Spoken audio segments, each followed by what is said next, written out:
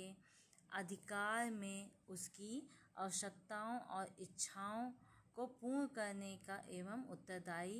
उत्तरदायित्वों को निर्वाह हेतु आता है। कहने का तात्पर्य बच्चों ये है परिवार की जो आय होती है, वस्तु होती हैं, जो सेवाएं होती हैं, जिससे हम एक संतोषजनक एक लाइफ अपनी जीते हैं, ये सब इनके परिवार की जो आय होती है उसकी आवश्यकताओं और इच्छाओं को पूर्ण करना ही हमारा एक अच्छा उत्तरदायित्व या अच्छी लाइफ जीने का एक तरीका है। इसके अंतर्गत बच्चों हम ये भी है कि हम परिवार को किस तरह से चलाते हैं और हमें जो जो सुविधाएं मिलती हैं, इसी के अंतर्गत बच्चों ये है जो परिवार की आय है ये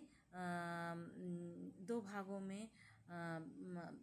निर्धारित की गई है। जैसे कि नंबर 1 है प्रत्यक्ष आय और नंबर 2 है अप्रत्यक्ष आय। प्रत्यक्ष आय बच्चों ये है जो हम नौकरी करते हैं या हम बिजनेस करते हैं, जो उससे हमें वेतन मिलता है, या जो हमें व्यवसाय में जो हम पैसा कमाते हैं, या हमारा कोई किसी प्रकार का धन है जिसका हमें ब्याज मिलता है, या हम मकान का किराया मिलता है, या जो हमारे खेतों में अनाज उत्पन्न होता है उसको बेचने के बाद जो हमें पैसा प्राप्त होता है,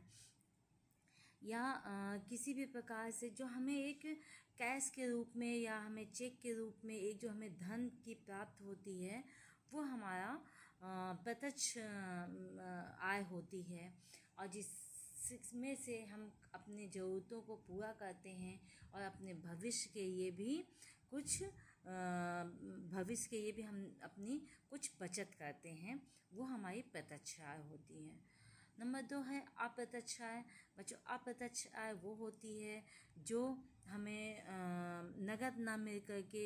एक सेवा के रूप में प्राप्त होती है। जैसे कि हमें कुछ सुविधाएं मिलती हैं, जैसे कि निःशुल्क आवास मिलना, निःशुल्क